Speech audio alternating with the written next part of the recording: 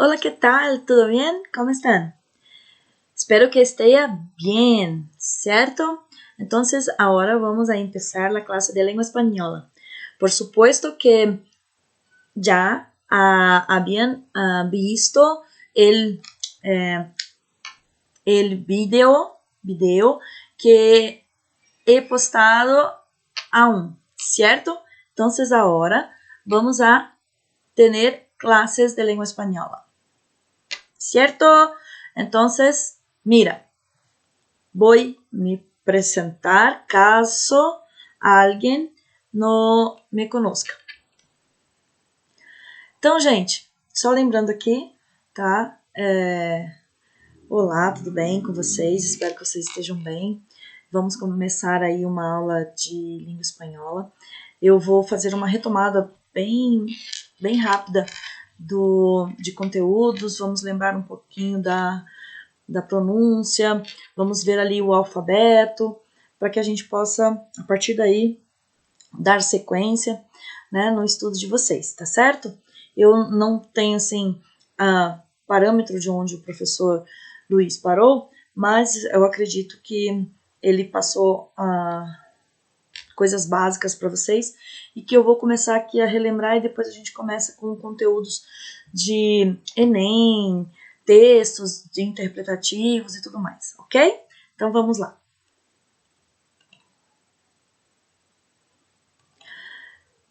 Então, gente, para começar, olha lá, língua espanhola, professor Edegard, turma A, e primeiro bimestre 2021. Essa é a aula 2, porque eu ministrei uma aula presencial para vocês, então por isso a aula 2.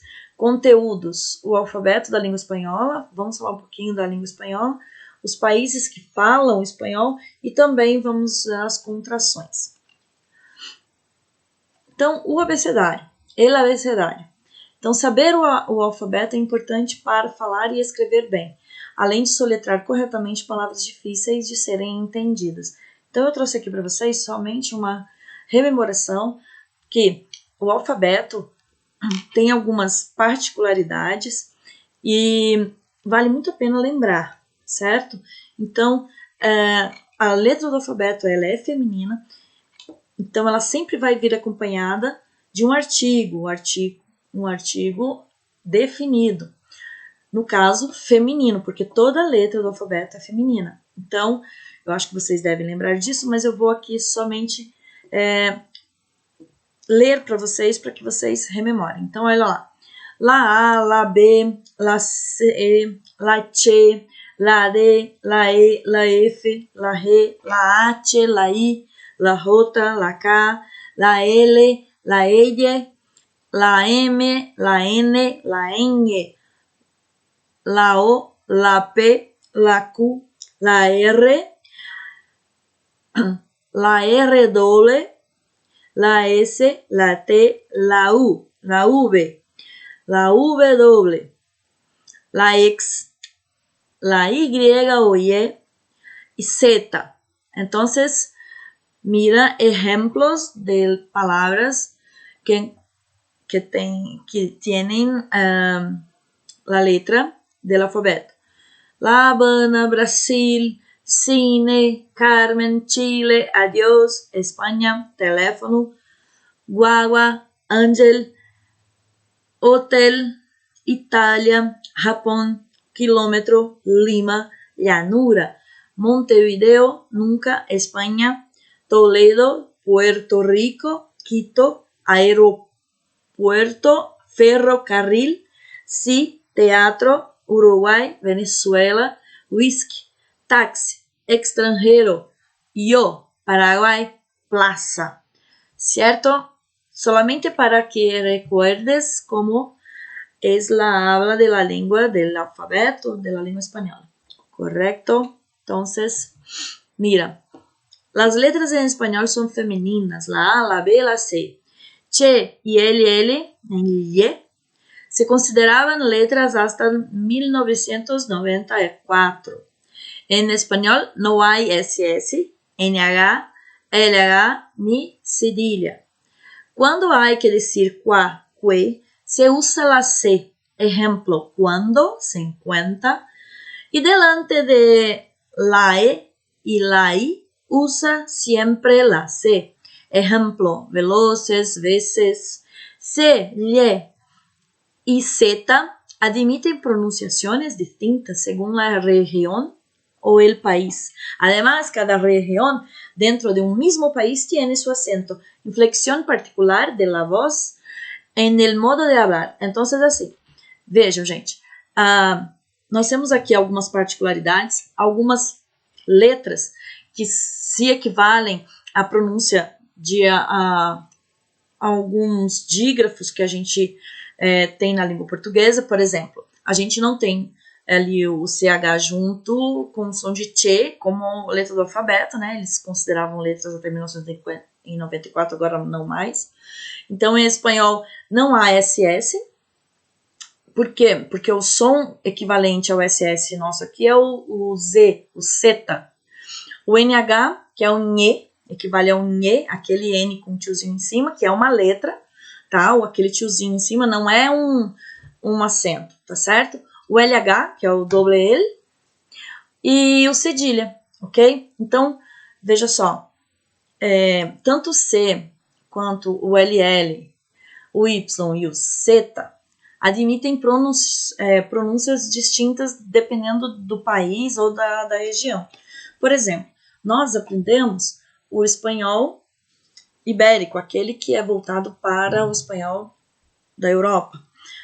Agora, aqui na região da América do Sul, a gente tem uma pronúncia diferenciada. Por exemplo, o LL, o doble L. Esse, na Espanha, por exemplo, olha, eu vou falar a palavra pollo, que é frango em espanhol. Pollo. Tá vendo que tem o som de LH? Agora, se for pronunciar na Argentina, por exemplo, seria pocho, certo? Show. Ó, yo, eu, e show, yo, tá? Que sou eu. Então, percebam que há uma distinção, né? É como se fosse a nossa variação linguística, tá? Como se fosse a pronúncia diferenciada, né? Em determinada região ou país, ok?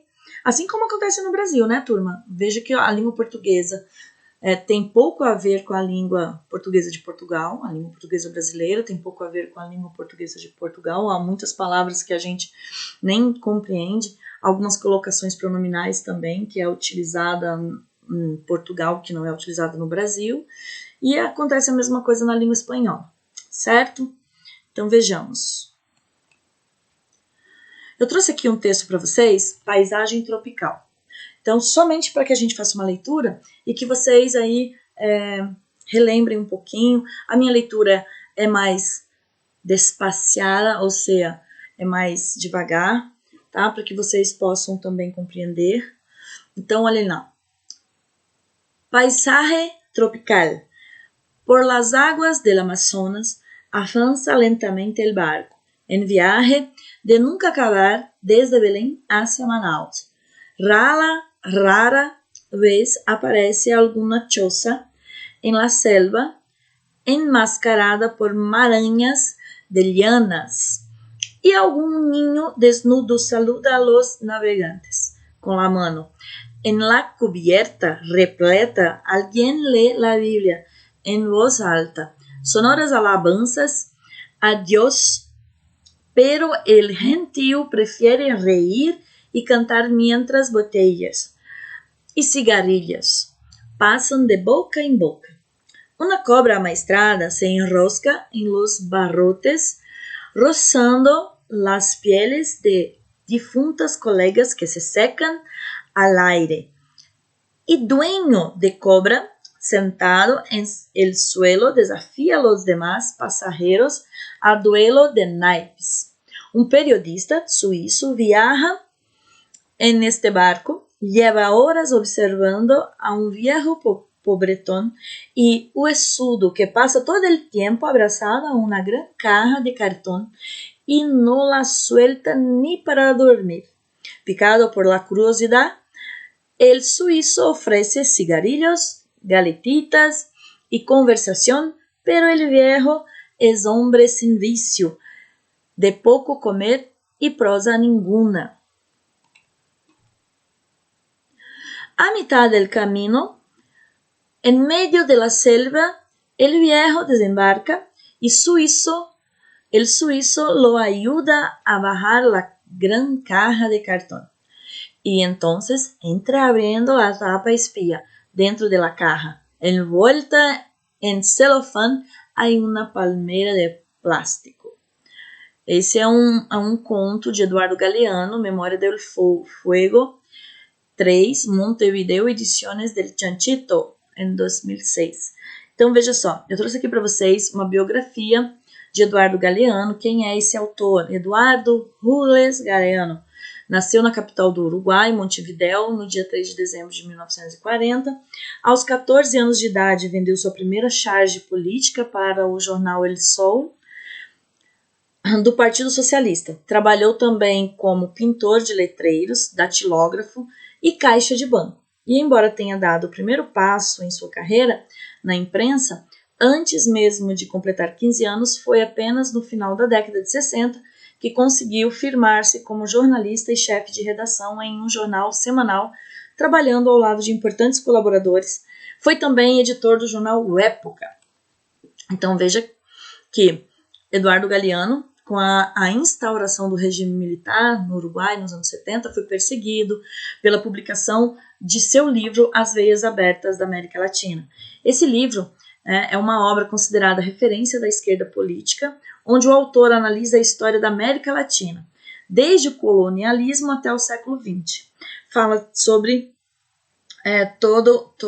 todos os bens naturais que foram tirados da América do Sul, e daí ele fala de todos os países, inclusive do Brasil, né, falando sobre essa exploração. E em 1973 ele foi preso em decorrência do golpe militar em seu país, e posteriormente ele exilou-se na Argentina, onde lançou a revista cultural Crises.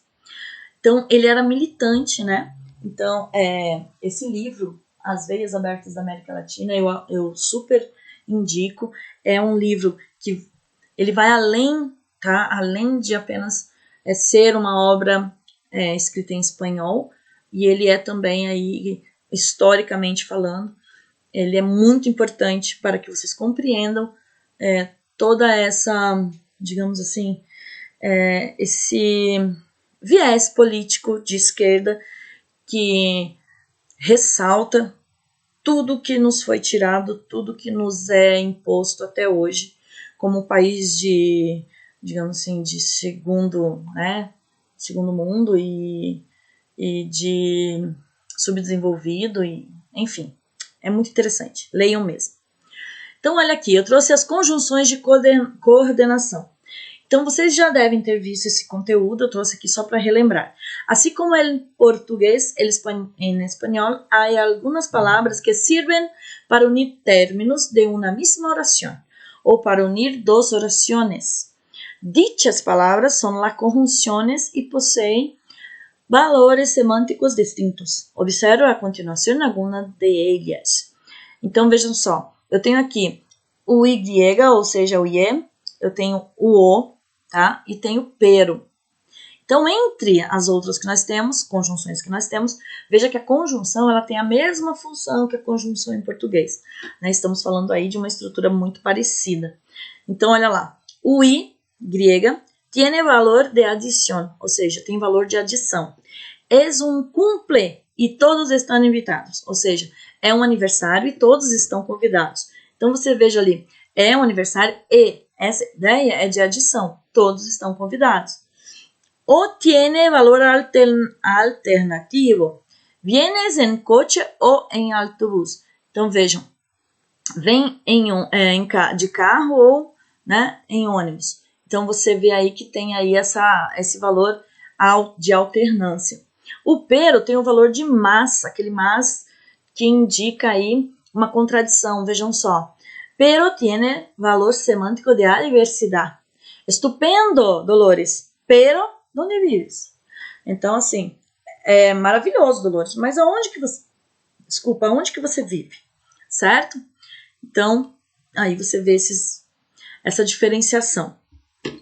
Eu trouxe aqui também para que vocês rememorem os países que falam o espanhol ou têm o espanhol como uma segunda língua, como é o caso das Filipinas, que não está aqui neste post, porém a gente sabe que as Filipinas ela tem como segunda língua espanhol. Entonces, en este post le presento los países de habla hispana. Mira cuántos hablan español en el mundo.